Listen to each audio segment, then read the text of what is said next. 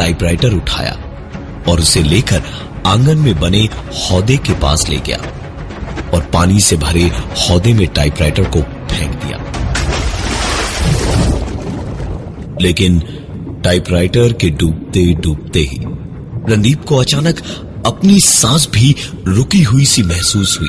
सांस जैसे गले में ही घुट कर रह जा रही थी। रणदीप का हाल घुटन से बुरा था।